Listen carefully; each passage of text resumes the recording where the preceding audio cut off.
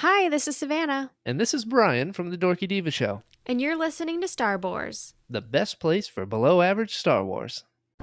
In a world where people need 80s and 90s movie reviews, two regular Geordies combine forces to bring you the Brother to Brother 80s and 90s movie review podcast. Check them out on Twitter, YouTube, and all decent podcast vendors.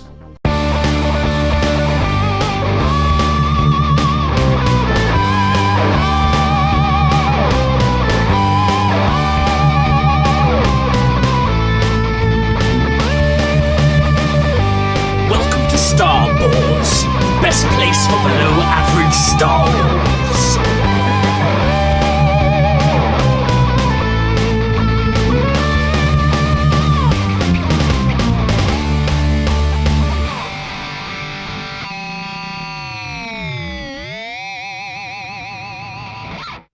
Hello there, and welcome to the Star Wars Show, the best place for below average Star Wars. I am the Geordie Jedi Pete, and today we're bringing another special episode of our Knowing Me, Knowing You series, which we started in the middle of the pandemic so you could get to know loads of awesome Star Wars fans. And today it's going to be me, Geordie Jedi Pete, getting to know Melissa Thomas. She's an illustrator, graphic designer, and also host of another Star Wars podcast. Melissa, how are you? I am doing great today. How are you doing? I'm absolutely fantastic. I nearly burst out laughing there. Can we just talk about the name of your podcast for a moment? Another Star Wars podcast. That's absolutely genius. I love how funny that is. Well, for those of you who don't get the title in the title, it is called Another Star Wars Podcast because it is another Star Wars podcast in the midst of many Star Wars podcasts. And I actually started that show in May of this year with my brother Matt. I appeared on an episode of his podcast, which is called What the Heck? And we were talking Star Wars. And at the end of the episode, we were like, oh man, this would be so much fun if we did it full time because there's so much Star Wars content coming out within the next, 5 years. So we started that and we've just been having a great time talking all the new Star Wars content. We just got done talking the first season of Bad Batch and it was crazy fun. So yeah, if you guys like Star Wars content, just come on over and have a nice chat with us. We have a great time. Is that available on YouTube as well as audio? Yes, it is on YouTube as well, video. I just like that personal touch of people being able to see our faces and know how dorky we can get with the Star Wars world. So yes, people can also find that on YouTube. Fantastic. So the whole premise of this Knowing Me, Knowing You series is that we each ask the other 5 Star Wars related questions, and it's just to have a really fun Star Wars conversation. Have you managed to get 5 Star Wars related questions for me, Melissa? I have, and you? Yes, I've got 5 for you, so that is good. That's all we need to make this episode work. Perfect. I will let you go first, seeing as you are the guest. Oh my gosh. Okay, I gotta pick which one I want to go with first. Okay. Here's a good one. So I'm actually interested to know what really got you into Star Wars. What was the moment that you got hooked into the fandom, or like you just got sucked in and you're like, oh no, I can't get out of this? It's quite a strange one. So, Oh boy. well, when I say strange, it's like so. Actually, pinpointing the exact moment sort of difficult.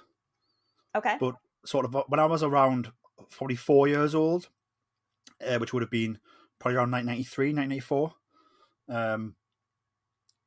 My older cousin Alan was into Star Wars, a big Star Wars fan.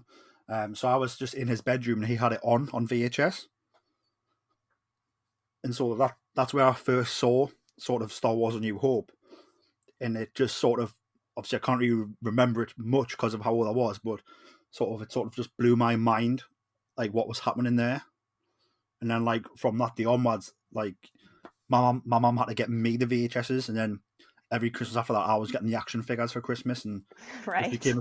just became a Star Wars fan. Sort of, I like to think of it as a tweener because I was sort of in between trilogies. Mm-hmm. So I wasn't around for the original trilogy, and I didn't get into it when the prequels came out. Although when the prequels did come out, that was fantastic for me because I got to sort of live Star Wars, like new Star Wars, for the first time. Yeah. But yeah, so sort of a tweener. So yeah, I started obviously watching Star Wars on VHS, collecting the figures from around age 4. And then obviously by the time 1997 comes around, obviously the special editions come out in cinemas, which I get to go and watch, Right. which was awesome. And I remember getting all kinds of strange things. I've got like strange novelizations, kids versions of the stories, which I would consume quite a lot of.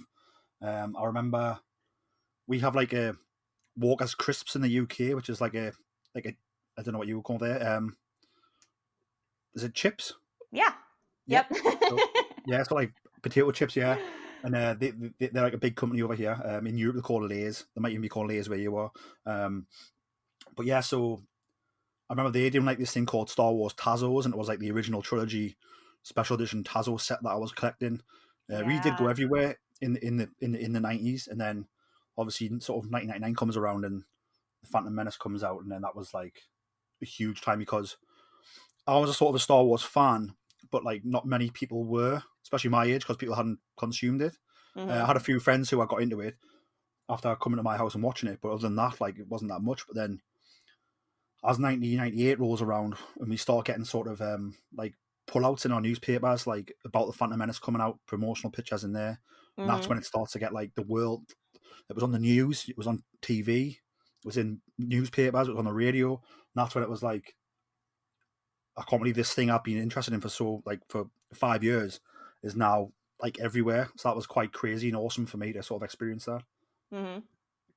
But yeah, so that's how I got into it. But it's funny because I remember when Revenge of the Sith was coming out in 2005. That was my sort of final year at school.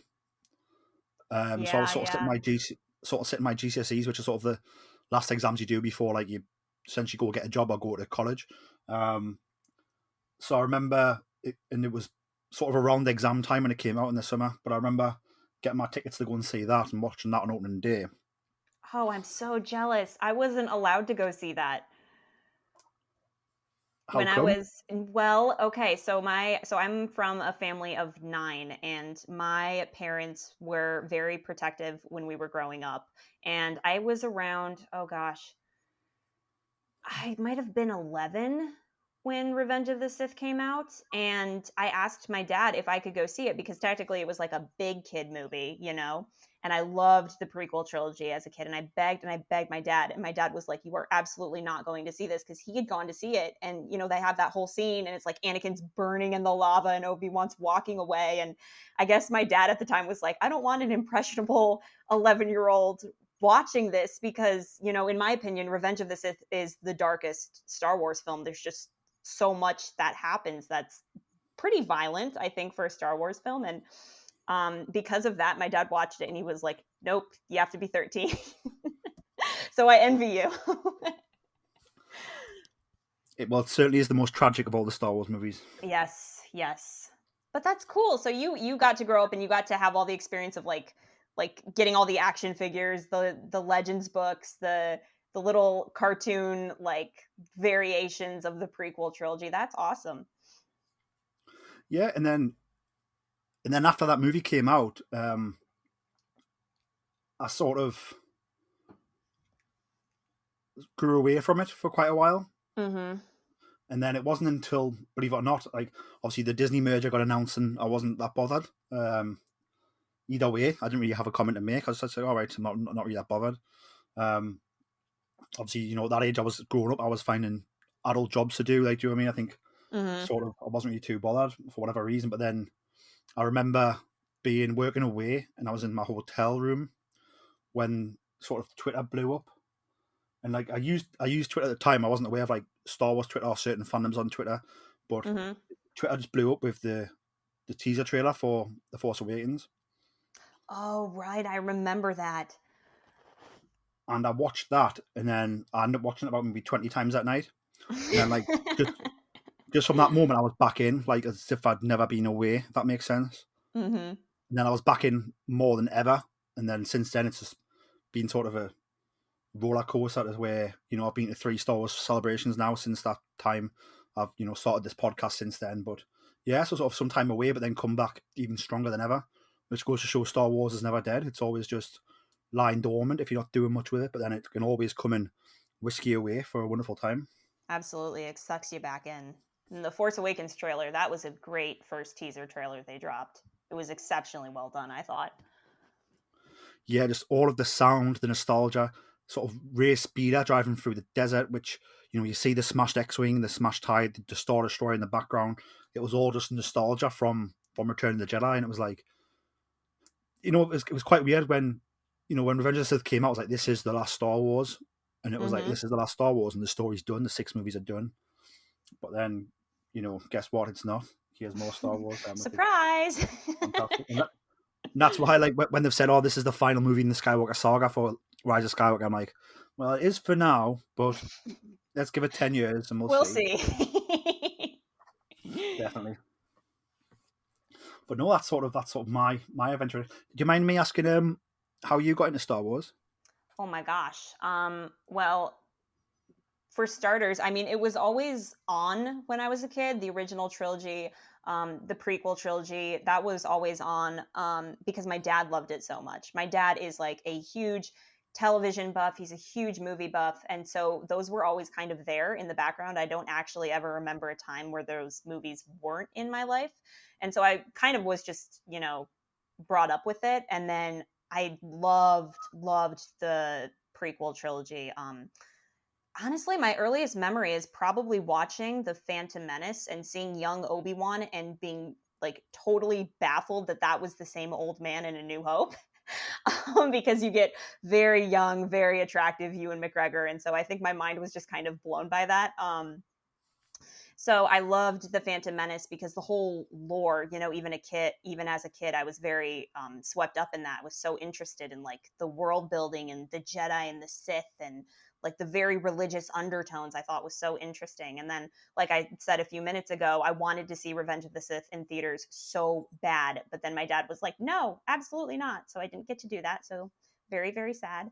But actually, I honestly think the moment, because like you said, there was a bit of a dead period between 2005 and 2015, save for the Clone Wars, which actually I had seen on Cartoon Network before, but I had never really given it like a full chance because I was like, oh, I don't know, like, are they going to ruin these characters that I like? You got that notion of uncertainty when you're approaching something new because you're like, oh, I don't want it ruined for myself. And then I was in the basement flipping channels in my house, and I came across the season 5 episode of Clone Wars, and I don't remember the exact episode name, but it was the episode where Obi-Wan is fighting both Maul and Savage at the same time.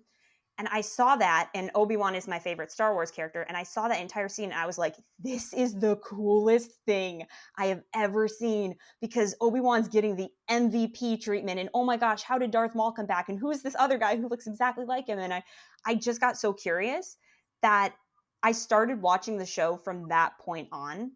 And so I watched, the Ahsoka arc when she leaves the Order all the way through. I watched it up through its cancellation. And then I went back and rewatched the entire show from season 1 to where it had finished at that point, which was season 5. And I got so sucked in and so immersed into the show, it just became like my obsession. And then they finished the unreleased episodes of season 6, I think like a year later after the show was canceled. And I just got immersed. Like, I couldn't believe how good it was. So I would have to say, like, the Clone Wars is really, really what got me like head deep into Star Wars. And then like from there on out, I've just been like crazy about it.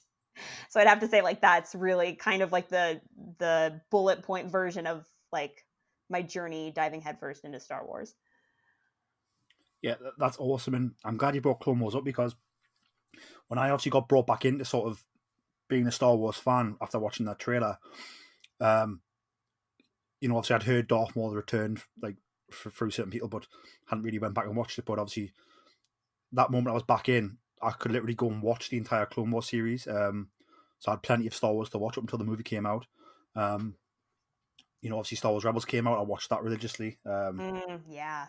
So yeah, sort of the animation series of Clone Wars and Rebels really did fill a big gap for me when I was sort of waiting for new material. Because when I came back, I was just so hungry for it, and it was all Yeah. there. It was fantastic. No, absolutely. And I'm glad you brought up Rebels too, because I'd have to say that like I was so immersed in Clone Wars that when Rebels came out, I was watching that religiously, like week after week. I was like doing the fan theories thing on Twitter. In fact, that's how I got to know like some of my best friends on Twitter. Like some of the people that I talk most regularly with now is because of Star Wars Rebels and me just tweeting like the little nerdy fan I am and people responding in part. So I think that's like a really big part of like why I got so deep into the fandom was like the other people that I met that were like, "Oh my gosh, you're watching Rebels too? Did you see Clone Wars?" And then it's just kind of like the conversation spirals from there. So, yeah, I mean it's great.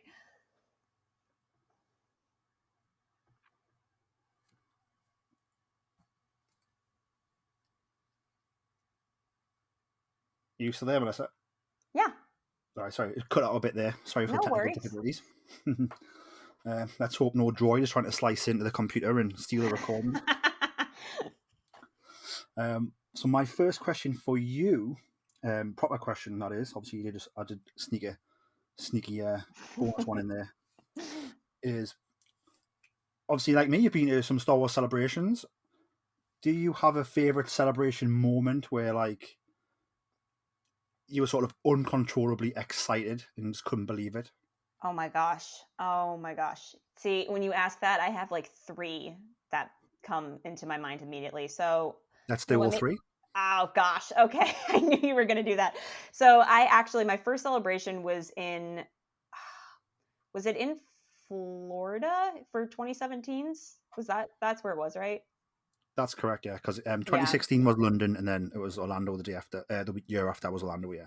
Okay, cool. So 2017, that was my first Star Wars celebration. So I was like a kid in a candy store. I had been wanting to go for years. I dragged my older sister Carolyn into going with me, and that entire experience was just unbelievable for a first timer going into that, not knowing what to expect. I was not so much overwhelmed as I was like, oh my God, like there are so many people here like me that are thinking like me and they're excited about the same things as me. So it was just surreal. But um, okay, actually, I'm going to start with two. The first thing is I got up at uh, 12 a.m. after going to bed at 11 p.m. to get in line for the Star Wars Rebels season 4 panel. And I had some friends there that had saved me a spot in line. So I got up from my hotel room and I ran down to the queue and I stayed up the entire night waiting in line for the Star Wars Rebels season 4 panel, which started at, I think, 10 a.m. And I couldn't, I was so full of adrenaline and excitement that I didn't want to sleep. I wasn't even thinking about eating. I wasn't thinking about having to use the bathroom. I was just like sitting in the line and I was like, I am going to get to the front of this panel and I'm going to see all the cast of Star Wars Rebels and I'm going to be in the front. Like I was so determined about it. Lo and behold, I stay in line that entire time. I have my makeup with me in my backpack. You know, people are great. They hold your spot in line as you go into like the bathroom to like put your face on, make yourself look somewhat presentable or get food. I come back into the line and we get up to the very front, my group does. And so at that panel, I got to sit in the second row for the Star Wars Rebels panel and be like up front and got to watch, Vanessa Marshall, Freddie Prinze Jr., Taylor Gray, Tia Sakar, Dave Filoni, all of these people, which I've admired for so many years and just really respected, standing in front of me talking about one of my favorite shows. And I was just so starstruck and blown away. I just couldn't believe it was real. And so, like, that was one of the most surreal moments to me, and just the energy of that crowd and being excited and everybody's exhausted, but they're so happy to be celebrating Star Wars. And it was just such an amazing feeling. The other half of that is during that panel, I was actually holding a drawing that I had done for Dave Filoni. And I was so scared about the idea of giving it to him because I was just like, oh my gosh, am I going to be annoying? Am I going to be taking time away from other things that he needs to do? So I was kind of panicking like the entire day because I'd been holding onto this artwork for him and I was like, I want to give it to him, but I'm just so nervous. And So the panel ends, and I hear that he's going to the Ahsoka Lives Day event put on by Jonah Murray, Blue Jay Guys on Twitter, for those who don't know. And we went to this event, and I saw Ashley come out, and she was talking to fans and interacting with them. And I heard that Dave was going to be there, so I was just kind of like looking for him. And 20 minutes goes by, he's not there. 30 minutes goes by, he's not there. 40 minutes goes by, and I'm like, okay, like I don't know if he's going to show up. And so right as I'm about to kind of like give up and walk away, he comes down the escalator, and there are these, I can't remember exactly. I remember there were these two women in front of him, and then there was like a guy behind him. I don't know if he was security or not. I get caught up in the details, but whatever. So he comes down the escalator, he's interacting with fans, he's taking pictures, and I hear this voice in the back of my head, like, go up and talk to him. Like, go up and talk to him and give him the art. And then the other half of me is just like, it was literally like the devil and the angel on your shoulders going like, you should do this. Like, oh, you shouldn't do this. You should do this. And so I'm freaking out, and I don't know if I'm going to chase after him. And so he's briefly there for 10 minutes mingling with fans. And then he turns around, he goes up the escalator, and I'm like, this is my only chance, and I'm going to regret this if I don't do this, because I've admired his work for so long. And so I bolt up the escalator, and this group of guys is standing in front of me, and they're also trying to get his attention. And I'm like, oh my gosh, I don't want to be that person. Like, I don't want to be annoying. So we get up the escalator, and Dave is like bolting it like across the floor, because I think he had like some interview for the final season of Rebels. And so he's walking, and all the guys behind him are yelling, Mr. Filoni, Mr. Filoni. And I'm just standing there. I'm like, oh my God. And I put my hands together, and I go, hey, Dave, like really loudly. And he turns around, and I run up to him, and I don't even really remember what I said, but I said something like, I'm really sorry. I know you're busy, and I know you have things to do, but like, if I didn't give this to you, I was going to regret it. And I gave him the artwork, and he looked at me, and he was like, wow, thank you so much. I can't tell you how much I appreciate this. Like, really like pleasant, nice. And he said, but I've got to go, but thank you so much. And, he turned around to walk away, and then he turned back, and he looked at me, and he goes, he said something, I'm not sure what he said, but he gave me a hug. And I was already emotional because I had been up the entire night. And so he hugs me, and I immediately just burst into tears. And he goes, I really appreciate this. Thank you so much. I'm paraphrasing. I don't exactly remember, but he was really nice to me. And then he walked away, and I just burst into tears, and people like stopped from where they were walking and looked at me and were like, oh my God, are you okay? Because I'm like in full sobs at this point. And I was like, no, I'm totally fine. I'm totally fine. It's whatever. So I come back down, and people still see me crying. And I'm like, no, I'm totally fine. It's okay. Later that day, I heard from someone who works at Lucasfilm, told me that Dave had opened it up in front of all of them, and he like really liked the art, and he was really flattered, and they just told me that it really meant a lot to him, and it made my day. And I'd honestly have to say that was probably my first and most memorable Star Wars moment. And I'm so sorry that was a really long story, but No, it was that's a essentially fantastic it. story, though. Thank you. But that's probably, I don't even remember what your initial question was. I got so caught up in that story, but that was probably like my favorite experience. That and meeting everybody who I had been talking to on Twitter for so long about Star Wars, like Brian Balance and Savannah Audit. Like, I love them. They're great, great people. And because of Star Wars Celebration, I got to meet them, and I'm so happy for it. So we have the exact same story there, because at Celebration London was when I sort of bumped into Savannah in the queue to get in to Celebration London. And we got talking in the queue, and that's how we became friends. At London? Yeah, at London. And then obviously a year later, I came out to Orlando for the next one, and that's when I met Brian through meeting up with Savannah. Right, that's right. Did you go to you went to their meetup, didn't you? Yes, because I think you would have been there as well, yeah?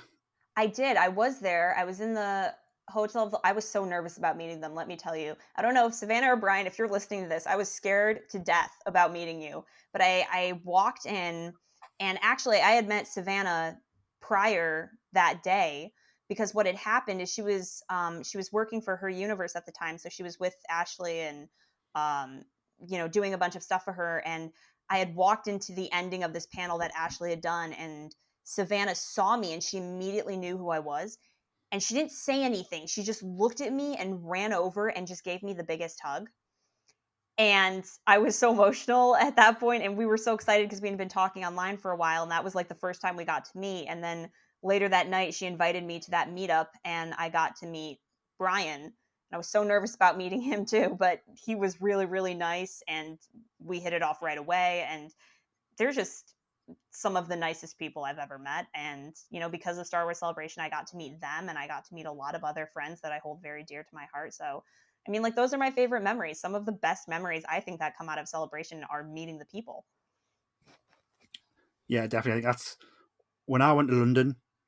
That was my first Star Wars Celebration, and the way I felt at that celebration sort of made me go, I need to go to the next one in Orlando. Like, Yep. yes, it's expensive, but I'll just do it. And obviously I did that one, then I did Chicago as well in 2019, because again, I just couldn't. You kind of bottle that feeling when you're there, so like you need to go and experience it, because it's just like a shot of adrenaline to the heart, isn't it? It's fantastic. Yeah. Yeah, it's really unforgettable. Is there a particular moment for you, be it at like 2016, 2017s, or 2019s, that you were like, this is so exciting, I cannot contain myself? So the first celebration I went to in London, so that celebration was like, it was pretty sold out. I think there was a lot of casual fans there. Mm-hmm. They've been in the UK. So I bumped into Dave Filoni on the floor, on the show floor. Oh, you did? And he was just walking around, because I mean, a few people recognised him, but it wasn't like you could not do that on American Con, because, and especially now, like, but even earlier I couldn't do it, as you said. Yeah. He sort of rushed in somewhere and then rushed out. But yeah, sort of, I seen him. He was with his family, and then I was like, "That's Dave Filoni. I'm sure that's Dave Filoni." Unless he takes off the hat. Yeah, and then I heard him say to his family, "Oh, I'm going to have a wander around the floor. I'll catch up with you guys later." And he sort of having a wander around. So that's when I went up to him, and sort of, thanked him for how good Rebels was and stuff, and for Clone Wars, and asked him for a picture. He gave us a picture. I asked him a question about Cad Bane. I think I asked if Cad Bane was alive. Do you think it's possible Cad Bane's alive when he come in any future Star Wars? Do you think? And he, I don't know how much he actually thought about it, but he seemed to ponder the question. And he was like, "Well, yeah, it's quite possibly we could tell stories in that time frame. That's not concrete, like, no." So that was really nice. The fact that he took the time to sort of think about what I'd said to him, and answer when he didn't have to do that. You know what I mean? So again, that was probably just a crazy meeting, and I was so surprised. And then, like I said, you couldn't do that. The chance of that happening in an American convention now, I think, is impossible. No. Obviously, your story, you had to chase him down, to find him, but I think just bumping into him and no one being around. But yeah, it was crazy. So like, I bumped into him and I said hello to him, and got a picture and spoke to him. And there was a group of people dressed in cosplay as Rebels characters who also got to meet him. But other than that, there wasn't much of a fuss over him, because again, don't think many people realised who he was. But that was absolutely fantastic. And then for me, someone who you probably will definitely know, given your background, but Doug Chang. Yes. So, oh my gosh, she's like the artist of Star Wars. Yeah, so for me, growing up with Star Wars, and when the prequels came out and they came out on DVD, and we got all those brilliant extras on the DVDs, I sort of knew who Doug Chang was by watching those, like, because I'd watched all the documentaries on the prequels. Are absolutely some of the best DVD extras you're going to get. Yes. And you see a lot of Doug Chang talking, and at the time he was just brought on as a concept artist, and obviously now he's like a vice president within the company, which is fantastic. But yeah, I bumped into Doug Chang, and I was just like, I nearly walked into him. I was like, "Oh," and he was on the way to an EA panel. But I was like, "Oh wow, Doug Chang," and he was like, look at us and said, "Oh yes," and I was like, "Oh, no, sorry, just I've known your face since I was 10 years old." And like, it's crazy to sort of bump into you as an adult. And I don't know, I think he sort of smiled. He went, "Would you like a picture?" I got a picture with him, but I was almost a bit sort of wordless, if that makes sense. I was just a bit like in shock. I was a bit like, he has this guy I've been watching on documentaries forever, Right. I'm adult that bumped into him and I've recognised him straight away, even though he's an older guy now. But like, yeah, that was pretty surreal as well. That was at London as well. So yeah, they were pretty crazy moments. I mean, there's almost a moment where like you watch these people growing up, like, and you see behind the scenes videos, and you get so immersed that you actually forget that they're real people. And so when you have that moment of like going up to them, you're like, oh, you are a real person. I'm having a conversation. This is wild. Like you're almost in such disbelief, like you can't believe it when you get there. So yeah, like it is absurd. I mean, gosh, I've already talked so much for this segment, but it's just so much fun. But like at 2019's Star Wars Celebration, I ran into John Boyega. And like I didn't expect that, but he was really nice to me, and he talked to me, and like how you said with Dave, how Dave was attentive to like your question about Cad Bane, like everything that I was telling John Boyega, like, and I was stumbling over my words because I was like, I don't even get that this is even happening right now. But like when I talked to him, he was listening and he was paying attention, and he was very gracious, and he was very like open, and I was just very taken aback by that, like by how much attention that he was actually giving me in that moment. So I mean, like these moments do happen and they're so surreal, but at the same time you're just like, oh my gosh, they're people at the end of the day, and this is just really cool to be having a conversation with another person about their craft. So yeah, I mean, that's a fantastic question, but like it's great. That's honestly one of the many reasons to go to Celebration. Definitely. What's your official second question for me? Oh my goodness. Ooh, let me see what I wrote down. Okay. Do you have a favorite Star Wars musical cue from the movies? Be it, Leia's theme or something from the prequel trilogy? I mean, do you have any specific track that you were like, I love this cue. I could listen to it a million times. It's that good. Which is most of Star Wars, but So once I got the soundtrack for The Force Awakens, the last track, the Jedi Steps in finale, yes. because I would put it on, I would listen to it every time I would travel to and from work. I would listen to it at least 3 times maybe, because it would take me back to that point in the cinema where Rey's going up the steps, finds Luke turns around, and then it cuts to the finale, like the end credits. But that sort of the Jedi Steps music that leads into the finale, it always just makes me think of that moment and like what's next, because obviously we didn't know what was next, and it was so exciting. I was just like, oh, what is next? And then obviously the finale, you get all the best bits from the movie as well. But yeah, so Jedi Steps and finale from The Force Awakens was one I listened to a lot in the run up to The Last Jedi, because it just made my imagination run wild with what could happen in the next movie and what would happen next, because it was such a good cliffhanger ending. I think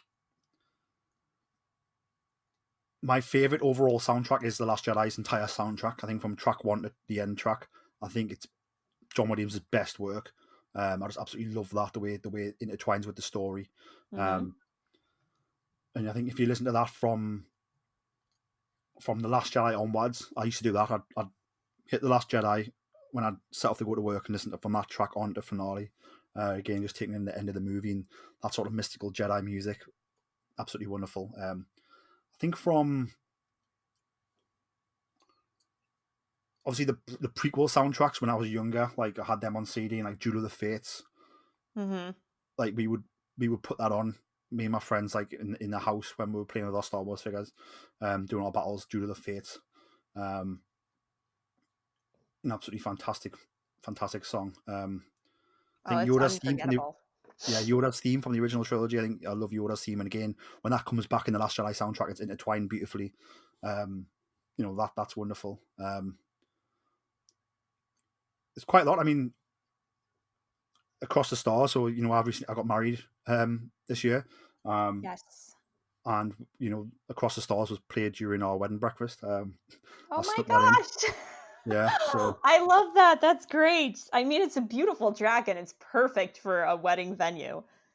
yeah, so it really did pop. It was, and some people there you could tell like who didn't know what it was, but could tell it felt right. If that makes sense.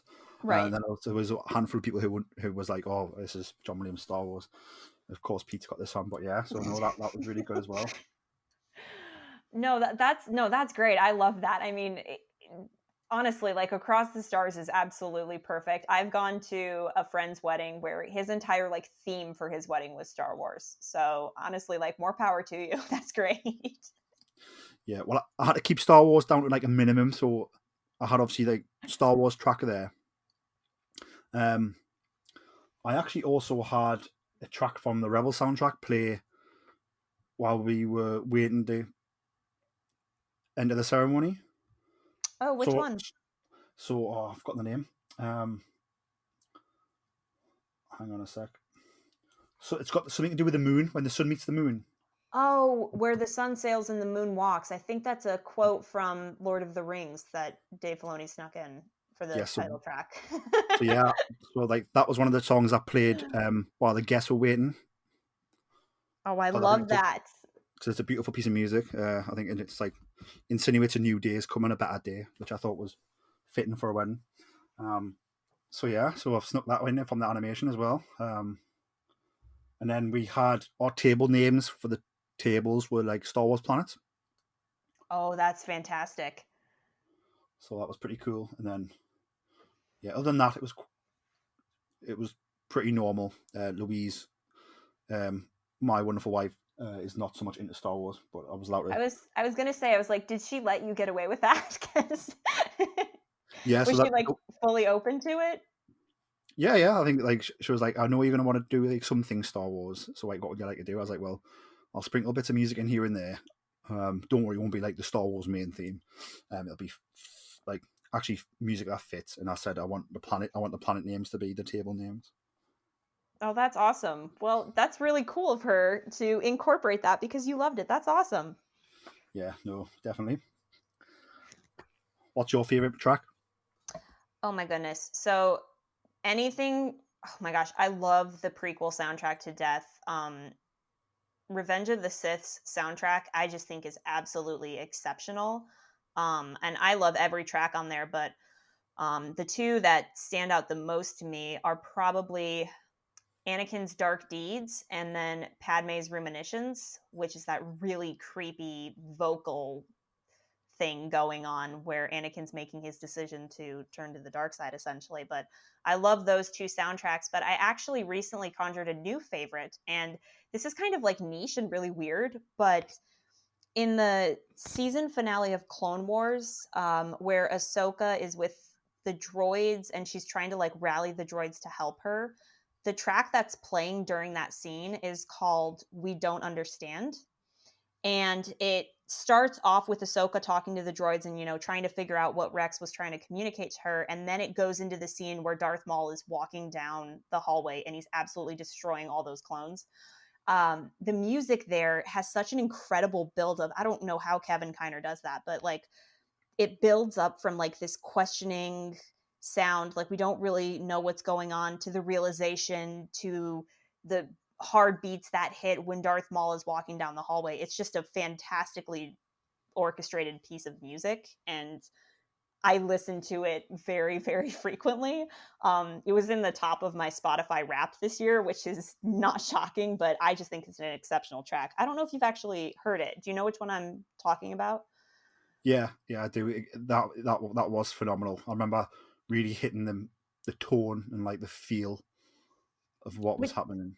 which is interesting because it's very distinct from John Williams, but it's still very Star Warsy. Like you can tell that like it's different, but it still fits within that universe, which is something I really think Kevin Kiner hit on quite well when he was doing the Clone Wars.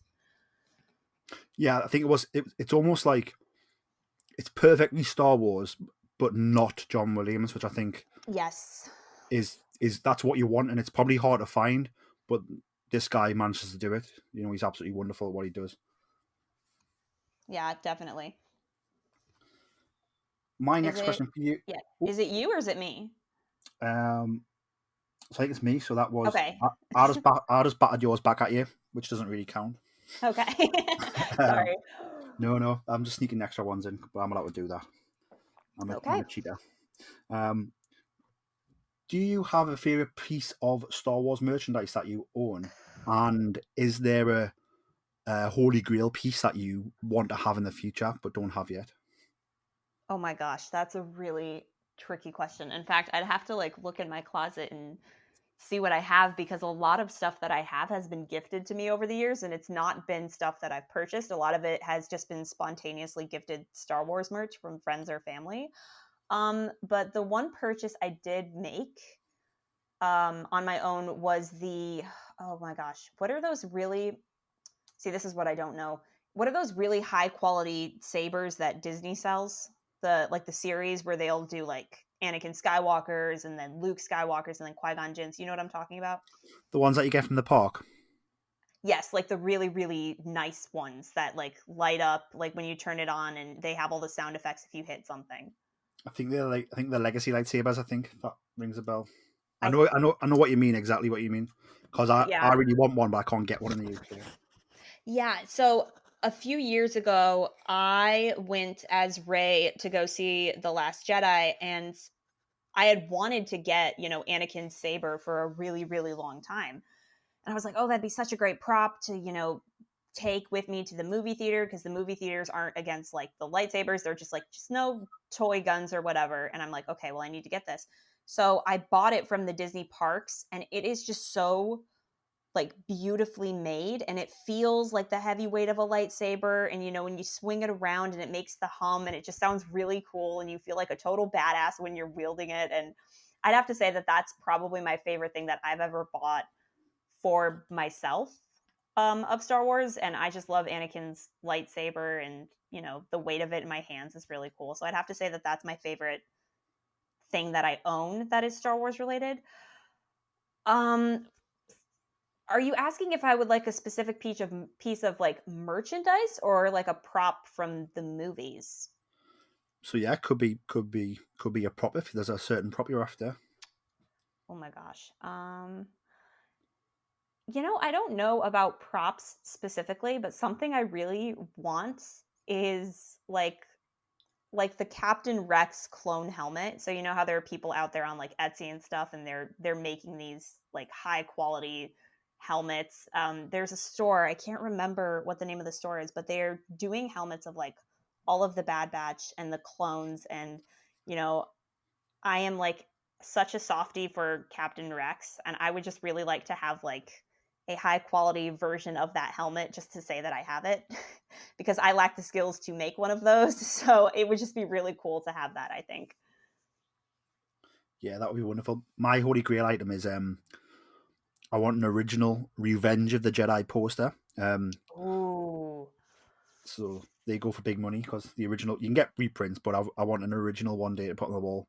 Obviously, Return of the Jedi was originally called Revenge of the Jedi, and there was some promotional material went out before they changed the name. So they're very hard to find, but I would love a Revenge of the Jedi teaser poster. That's a really good one. Actually, you know what?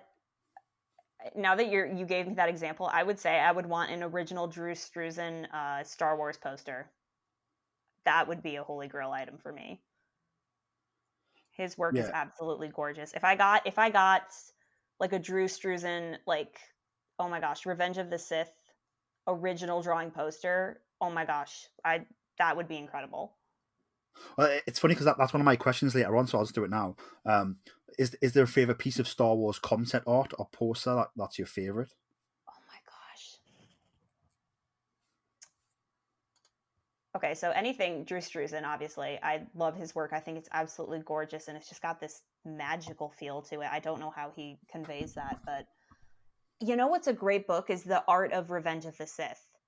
And in that book, there's an entire section where Doug Chang was talking about, or maybe it was, I might be getting this wrong, so please excuse me for anybody listening, but there was a specific page devoted to the concept of like Padme experiencing the Force through the twins when she was pregnant with them. It was like it was an unused concept from Revenge of the Sith, and the art is really interesting because in an undeveloped scene, they were going to have like Yoda trying to understand why Padme is feeling so much pain through the Force, and it was going to explore, Padme having Force visions of Anakin turning to the dark side. And the concept art is very beautiful. I don't know if you've ever seen it, but you should definitely look it up when you get a chance. And I was always mesmerized with that concept, and a little bit sad that they didn't explore that more.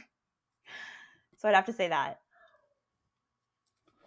one of my favorites is a Ralph McQuarrie drawn, and it's the Chewbacca, Obi-Wan, Luke and the droids entering the docking bay on Mos Eisley, and the Falcon's there. And it's almost like the drawn is the exact shot that they actually end up shooting for the movie.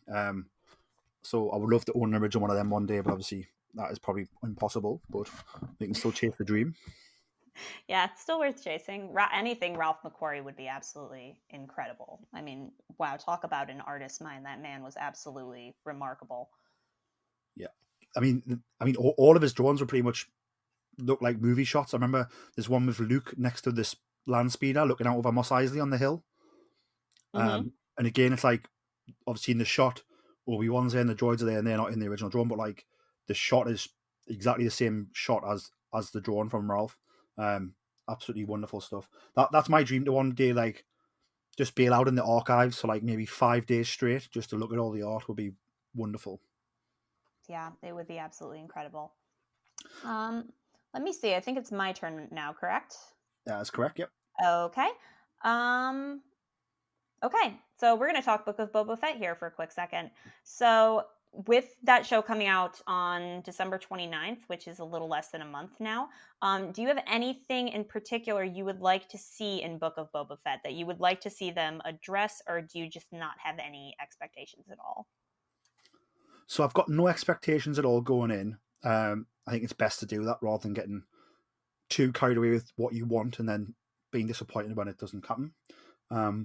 But one of the things I would love to see, obviously Jabba's dead, but there's other Hutts. So I want to see or reference like just what is the status of the Hutt cartel, the Hutt family. Obviously, Dave's producing the show.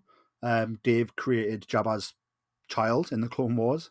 Yeah. So do we get to see? Is it Road the Hutt? Yeah. So yeah, I'm very interested by the sort of the gangster side of it and the crime syndicates and how is the Hutt sort of the Hutt clan now? Is it better off now the Empire's gone, or is it worse off because Jabba's dead? In the Empire sort of let the Hutts do what they want a little bit, where the New Republic already don't. So very interesting to see sort of that, because I think I love the Hutts. The Hutts are awesome. I think they're an awesome species, and the way they're like a mafia as well, like giant space slugs that are a mafia. I think it just sounds outrageous, but it's so cool. No, that's actually really interesting that you bring it up, because I've what not about yourself? really, Is there anything that I've not really thought you about would that. want to see in Book of Boba? Can you hear me okay? Yeah, I can hear you fine. Oh, perfect. So, the Hutt thing is really interesting. I've actually not thought about that. I mean, we see them a lot in the Clone Wars, and especially with like characters like Zero, who has sadly died by this point. But I do think it would be really interesting to see, if any other Hutts try to come in and assert themselves as the Star Wars Mafia, like you said. I think that would be really interesting to see and kind of funny. This might be a push, and it might be a push in the first season of Book of Boba Fett, but I would really like to see two things. One, I would like to see some... Well, let me think about this for a second. It's called the Book of Boba Fett, and from the first trailer, they really gave us the impression that it's going to be strictly about, like, the crime syndicates and Boba taking over on Tatooine, which I am all for. But I would also like to just learn a little bit more about, like, Boba's past and, things like in the first season of Bad Batch, we see that, like, Omega is the girl version of a pure genetic replication of Jango Fett, exactly like Boba. So did he ever meet her? Was he ever affected by that? Are we going to get some Bad Batch tie-ins to the show? I would expect later, maybe not so much in the first season. I'm also kind of hoping that they jump around in his timeline a little bit. I'd like to see things like what happened when he fought Cad Bane. Did Cad Bane ever try to, like, exact revenge on him? I know that might be a little bit of a push in the first season, but, like, I think I would lose my mind if we got to see a live action Cad Bane and, how that showdown between them actually happened and where they went from there. So I don't know if Lucasfilm is trying to throw us off the scent with that most recent trailer, looking to be more about like the crime syndicates and how they function. But I just think it would be so great if we got to jump around in Boba's personal timeline and see what has he been doing since we last saw him in Clone Wars up until this point, and how did he get out of the Sarlacc pit, and how did that affect his life after that? So just more Boba background. Yeah, I think I'm the same as you on the Omega thing. I think Omega is, if Django considered Boba a son, then Django would consider Omega a daughter if he knew about her. Mm-hmm. So do they meet and do they have a brother-sister relationship, or is it a strained relationship? That type of thing would be very interesting. It's 7 episodes, isn't it? They've confirmed for the first season. Yeah, isn't that the same length that the Mandalorian season 1 was? So the Mando for eight episodes each. Okay. So it's one less, which that's fine. I think they could probably make as much as they want. So I think obviously that's what the story fits into 7. Then let's go for it. Honestly, yeah. I'm open to see what they do. I've been very surprised and like happy with what Dave Filoni and Jon Favreau have managed to do with the Mandalorian. So whatever they choose to do, I'm sure I'll enjoy it. I was never the biggest Boba Fett fan, but I am open to having my opinion changed on that. So we'll just have to see, what they do. But I'm looking forward to it. No, definitely. My question for you is, if you were to cosplay, would you be a sort of a good guy, a bad guy? Would you be a Mandalorian? Like, what cosplay outfit would you like to wear? Even if you can't make it yourself, if you got someone else to make it for you, like, who would you like to cosplay as the most? Oh my gosh. Absolutely Ahsoka. Her Mando armor in the final season of Clone Wars is just so cool. I think that might be some of my most favorite armor she's ever worn. So I would definitely have to say that for sure. Oh my gosh, now I'm racking my brain. Let me think here. I think it would be so much fun to do a bounty hunter, like Aura Singh, or Ventress would be, oh my gosh, Ventress would be so much fun, I think. Because she has some really, really great costumes too. They're very unique and they're very specific to her. So I would have to say top 2 would probably be Ahsoka and Ventress. What about you? Do you have any ideal where you'd be like, this would be the be all end all cosplay for me? I think for me, I would want to be either Jedi Knight Luke Skywalker from Return of the Jedi, or I'd want to be a Rebel pilot. I just think something about that outfit, the Rebel pilot outfit, the way the orange pops with the white. I think, so yeah, those are the 2 I would wear. I don't think I want to be a trooper just because of how hot you would get inside the trooper outfit, and I've heard it's very hot and they can hurt a bit if you wear them all day.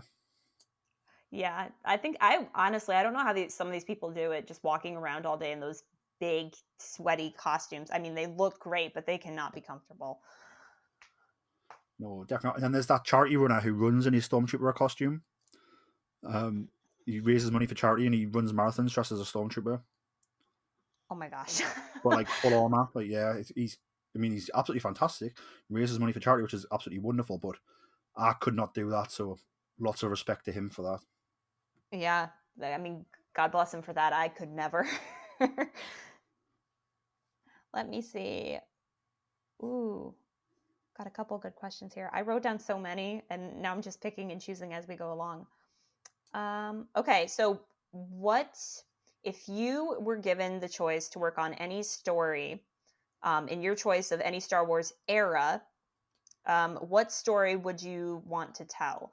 Be it within like the original trilogy, the prequel trilogy, an Old Republic story. What story would you want to tell? I would love to tell a story after Return of the Jedi. I'd have Luke Skywalker hunting down Jedi artifacts, but I would sort of do it as an Indiana Jones type adventure. But obviously, Ooh, that's a good idea. But he's a Jedi, so it's going to be even more fun than Indiana Jones. You could bring in Lars Antecker to go along with him, You know, you can even bring in a young Ben if you want to age it that far along. But yeah, I think some really cool adventures of Luke hunting down for the past of the Jedi and Jedi artifacts, I think would be brilliant. I think you could really delve into some, you know, we could dive into Luke and his character, but you could also dive into lots of Force lore and the lore of the Jedi and the lore of the Sith. In each episode, you could be looking for a different artifact, and you get the history of that artifact, whether it's a holocron, whether it's old lightsabers, ancient weapons, whether it's textbooks, the Jedi texts, Sith texts. I think you could go crazy with that series. And you could tell lots of tales because each episode could be a different artifact. You could tell, 20 tales of 20 different artifacts. That's a great concept. I mean, that would honestly be a great animated series premise, I feel like. Yeah, I think I would rather, if I was working on that, I'd rather have it animated because you could bring Mark Hamill in to voice him. You wouldn't need to worry about recasting. And like I said, if you design all these artifacts and want these strange planets, you can animate them like wonderfully and beautifully and go crazy with it, where rather than trying to find the location that looks like these crazy places. Peter, I think you need to get on the phone with Lucasfilm and pitch this. If only that is the dream.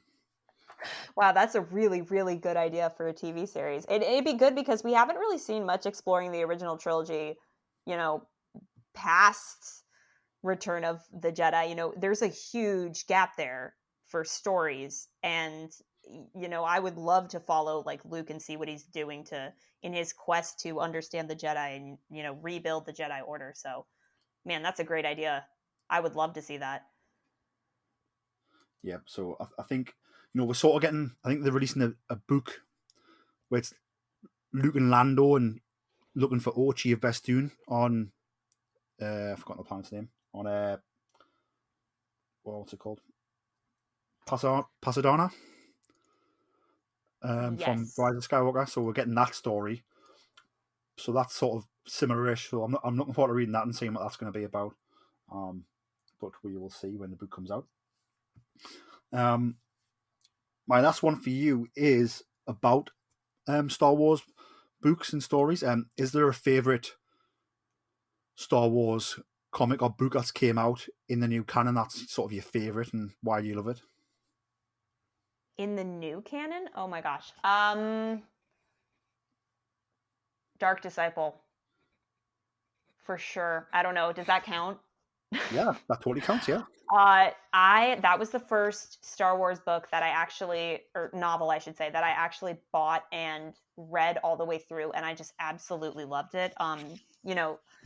There's so much in that was planned for Clone Wars that we never got to see, and a large story was, the conclusion of Ventress and what happened to her by the time that we led into Revenge of the Sith. And in a lot of ways, I'm still kind of salty that never got animated because, there are unfinished reels and it just looked absolutely incredible. But I bought that book and I got sucked into it so fast. Like the dialogue was so on point.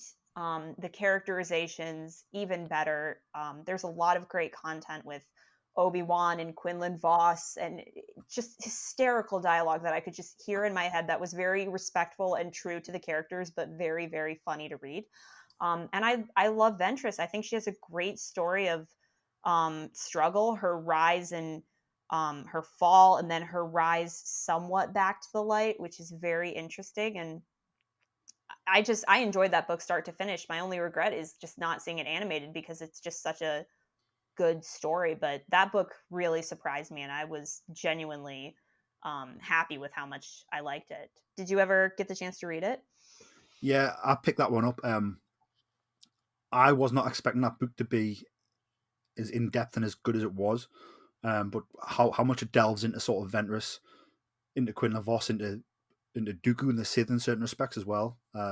Into Mother Talzin. I think it's an absolutely fantastic book, and if you are a fan of the Clone Wars, I think it's a must read. It's a must read for that era.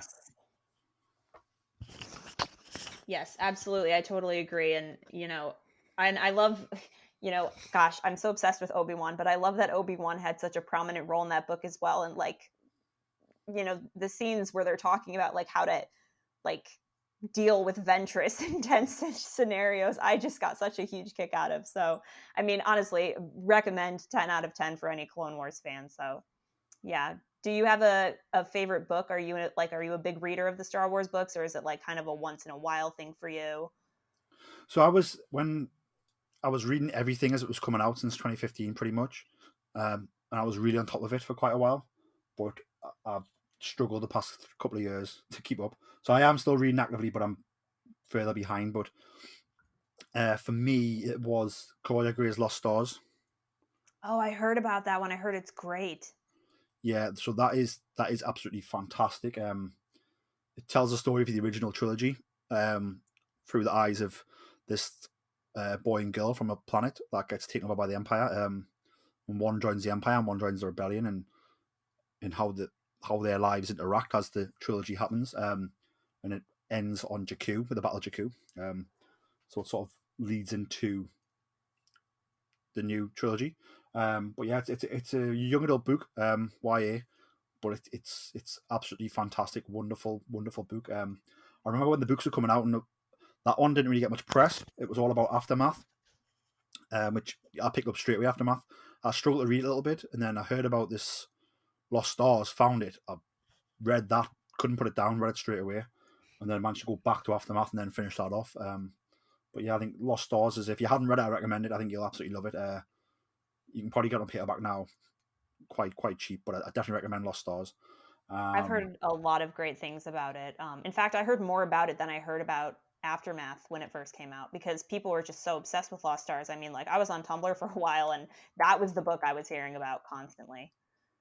Yeah, I definitely recommend it. You'll read it pretty quick as well, because it's a young adult book, but it's absolutely wonderful. You'll breeze through it, you'll finish it, and you'll be like, I need more. You'll be hungry for more, because it's so good. I'll have to write that one down then. Yeah, definitely Lost Stars by Claudia Gray. Trying to think what else. I think I get to ask you. Yep, go for it. Correct? Okay. Yep. So this one, I think this is my last question, but this is kind of a fun one. So I wrote down, who would you rather be stuck on a deserted planet with, knowing that they were the only person that you could rely on for survival? And I'm going to give you 3 options. Your 3 options are Hondo Ohnaka, Thrawn, or Zeb Aurelios.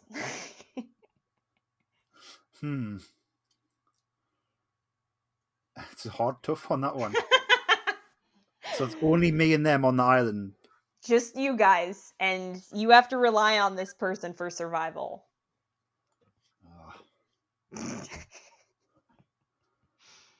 You know, I had to do this. The problem with Hondo is that it would be a fun time, but would probably die quite early on, because one of his schemes would go wrong and there'd be nobody to rescue us. Thrawn, you would absolutely survive with Thrawn and his strategy, but it's going to be so boring having conversations with Thrawn. He was like a robot when he talked.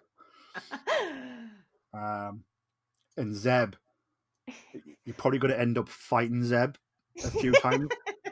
You'll make up after it and be best friends after the fight, but you're definitely going to end up having a few arguments and a few fights with him.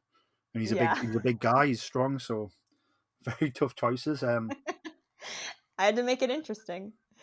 I think I'll go Zeb just for the emotional roller coaster of having the fights and then making up. Plus, I think we'd end up surviving pretty well, I think. Interesting choice, but well justified, I think.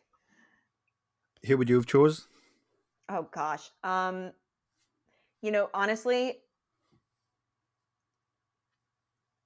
if we're being realistic here, like for reliability, you're probably right. Zeb would probably be the most proficient at getting out of there. Mostly because we've seen how he interacted with Callus to get out of their difficult situation. But my heart wants to say Hondo. Just because, like, I don't know. Like, Hondo is ridiculous and hilarious and just, like, totally out to serve himself. But, hey, look, the guy survived all the way up, like, through the Empire. So I don't know what the heck he's doing, but he's doing something right. And I think I would genuinely have a good time with that. So I would have to say Hondo. I mean, if we go out in flames, so be it, but I will go out having a good time. Definitely. So who's your favourite Clone Wars character who's not a Jedi? Is it Hondo? Who's not a Jedi? Yeah. Oh my gosh. Yeah, I mean, I can't really think right now because all of a sudden people ask me questions and my brain goes blank. But yeah, I'd have to say Hondo. He's so hilarious. Like, he's just kind of like inserted himself into that world, and he's so Jack Sparrow. He is the Jack Sparrow of the Star Wars universe, and I just think he's such a fantastic addition to the universe. He's just very funny, and he's unique and hilarious, and thinks very highly of himself, and I find it hilarious. So yeah, I'd have to say Hondo. I love that bit in Rebels where he's talking about being friends with the Jedi, and he's like, "Well, I think we were friends," as he's reminiscent of him and Obi-Wan. I love that. It makes me sad too because Hondo outlives Obi-Wan. Yeah. Oh my gosh, that's the worst. No, let's not talk about that. But yeah, that was my last fun question. Have you seen the Hondo at Galaxy's Edge yet? Yes. Oh my gosh, you know what that makes me excited for? That makes me excited for the prospect of seeing Hondo in a live action series, and I'm kind of I really want to see him in Book of Boba Fett because I think that would just be hysterical. Just for the comedy of the situation. Where it's just like, I don't know, there's somebody in the criminal underworld that wants an audience with Boba, and it's just Hondo walking in, and he's like, Boba, my old friend. I just think that'd be funny. No, it definitely would be. I think it's a great callback to Clone Wars, and also get yourself to the parks to see Hondo in action as well. It's a perfect crossover. Perfect, yeah. But that brings an end to the knowing me, knowing you questions that we've asked each other. I hope you've had a good time talking Star Wars, Melissa. I've had a fantastic time. This has been great. Thank you so much. No problem at all. Do you want to let the listeners know where they can find you on social media? Oh, so you can find me on pretty much any of my social media at Melty Arts with a Z, because I'm cool like that. Or if you want to find me and my brother on our podcast, you can find us on any of our social media, which is star_wars_pod. If you just like to talk geek, we're just there to have a good time. So just reach out and say hi. Fantastic. And obviously, everyone, you can find out the episodes for Another Star Wars podcast, obviously on YouTube, and they're also available as podcasts, aren't they? Is that right? Yes. So they're also available on pretty much anywhere you get your podcasts. Main ones being, Spotify, Anchor, Breaker, Apple Podcasts. Just give us a search and we'll be on there. Fantastic. Well, Melissa, thank you very much for coming on. It's been absolutely wonderful to talk Star Wars with you. Yeah, thank you so much. Thank you for inviting me. This was great. We'll have to have you back on for a Star Wars animation deep dive in the future. Perfect. I will bring the passion because that's some of my favorite Star Wars content. Awesome. Thank you very much for coming on. Listeners, thank you very much for listening. May the Force be with you all. And remember, always tell that to Kanja Club. Hello, Star Wars listeners. This is Savannah Odit. You might know me as host of The Dorky Diva Show with my co-host Brian Balance. I am also producer of The Adventures of the Zolan Dart, which is a Star Wars-inspired audio drama that we produced over the last year. If you love stories about smugglers, courage, heroic characters, and maybe a few foes along the way, you should go to thedorkydivashow.com and listen to The Adventures of the Zolan Dart today. Shout! We've got your pigs. Were any of the critters harmed? What did you do now? I didn't do anything. I just freaked out for no reason. It was nice doing business with you again. Maybe next time we could deliver something less temperamental. Now, what you call temperamental, I call fun. Hey, is there a place nearby where I can make some repairs? 3 clicks south of here, you'll find a small spaceport. They should have what you need, as long as it's nothing too big. Dynamic class? My stars, you don't hear about many of those still being space-worthy. It's been in my family for a while. She's pretty great. Any chance you have a hover cart we can use to load up? I'll check out the HoloNet to see if anything new has come up in the sector. My name is Sereth Kon. I am the chief here on Kamai. My people and I have been experiencing food shortages as of late due to unforeseen natural occurrences. We are looking to hire someone. I say we take this one. The pay is great, and it's the type of job we're familiar with. Welcome. You must be Captain Otoa. I've already sent word to Pac 2 to expect you in the next cycle or so. You told him we were coming before we even accepted the job. That's rather presumptuous, isn't it? Perhaps, though once I received confirmation that you were interested and on your way here, I couldn't help but hope. Fair enough. Well, we'll be back as soon as we can. Well, that's not good. Is that blaster fire I hear? So you're the one. Captain, it sounds like they want to do this the hard way. I love when they got some fight in them. This is bad. This is bad. We're about to have a lot of company.